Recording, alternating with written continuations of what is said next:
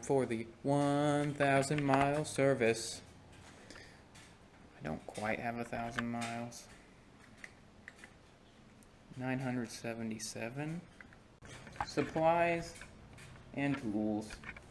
You're going to want a flathead screwdriver. You're gonna want your oil. You're going to want some shop towels.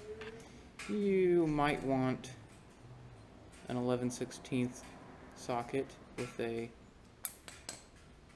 wrench. You're going to want your oil filter, K&N 170.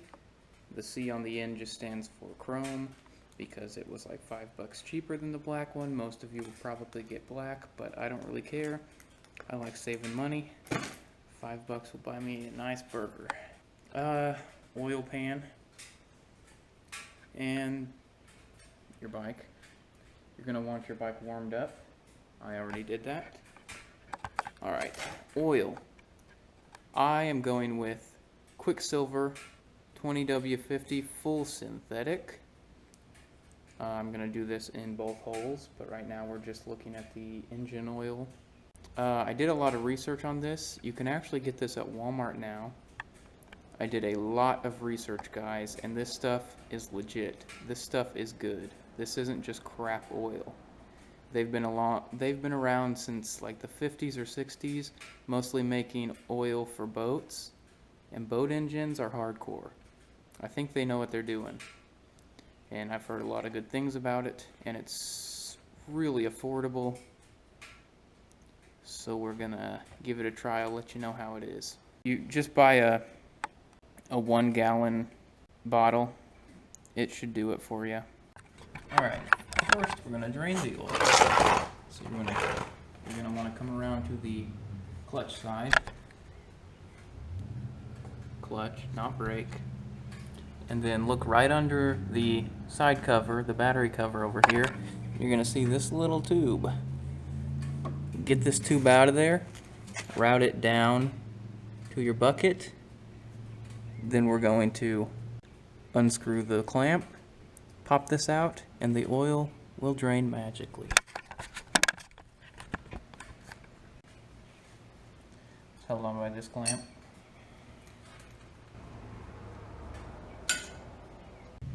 There's the other clamp. We're going to pop this off. Try not to get oily. Oh, that was easy. There's the other clamp. We're going to pop this off. Try not to get oily. Oh, that was easy. Just wait for her to drain. Go ahead and take the dipstick out. Alright, after she's done draining, just gonna want to plug her back up. Clamp her back up.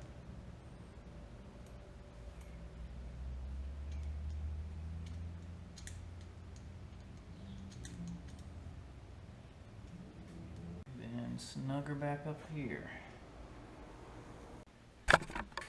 Looks good to me. Now we're going to move on up. Here is the oil filter. The main problem here is that oil is going to leak out of this thing. There's really nowhere for it to go. So you're really going to want to shove a lot of paper towels up in there. Put your oil pan under here, just in case. You can use an oil wrench if you have one, that works. I don't. So we're going to see if I can just manhandle this off of here.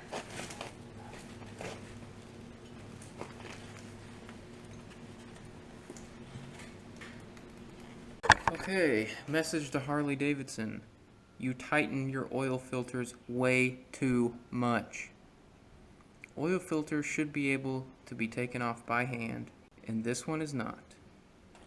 After about 45 minutes of wrestling with it, I eventually just popped a screwdriver through there. Broke my screwdriver in the process, but I finally got it loose. And then I got it out of there. Way overkill, Harley. That's ridiculous. So you might want to go ahead and get a wrench if this is your first oil change, because you're probably not going to be able to get it off by hand, unless I was just unlucky. Go ahead and prime your new oil filter just by pouring some oil in there, maybe 1/4 of the way, probably like 4 ounces or something. Just pour some in there.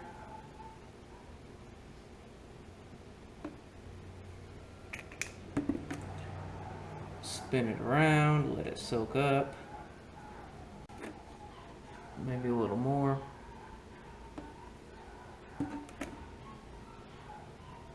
This will help with the oil pressure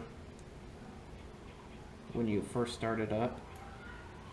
Alright, now get some of that excess oil around the seal right here. That'll help it come off later and go on correctly, prevent any leaks. Now you're simply just going to screw it in where the old one came off. Sometimes it's a little tricky to get them on there because you've got to have the angle just right. Then you're going to screw it in until it's seated right about there. And then you're going to want to do about a 1/2 turn more. And since this one has a nifty little socket end, I'm going to use that. But still, just about a 1/2 turn more.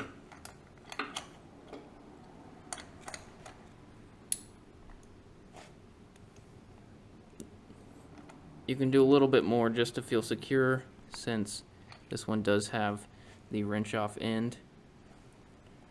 You shouldn't have too much trouble getting it off of there as long as you don't just gorilla it down. Now that you're done with that, you're going to want to come over here to your oil tank, fill her up, put about 2 quarts in there, or just under 2 liters.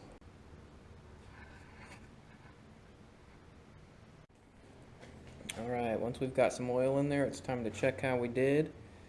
So put your dipstick back in, then we're going to start her up, warm her up, and check the dipstick, see what level we're at.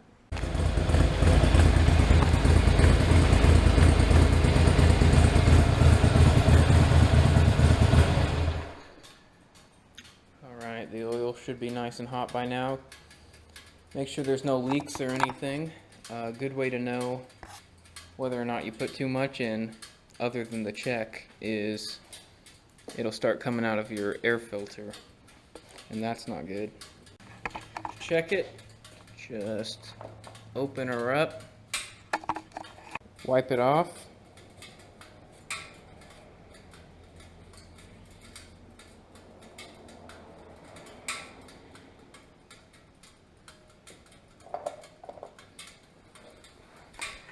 put her back in, push it down, bring it back out, and see what the level's at. And mine is a little too low, so I'm gonna put a bit more in there. I knew it was gonna be low. I did a little bit on the low side on purpose, because you can easily put more in, but taking more out is a little more difficult. After you do that, you have successfully done your first service oil change. Congratulate yourself for saving some money. Stay tuned, because I'm going to be doing the full service in 3 or 4 different videos. Next up will probably be the primary case lubricant change, and we'll be using the same oil for that. Like, comment, subscribe. Let me know if your oil filter was that hard to get off, and I'll see you next time.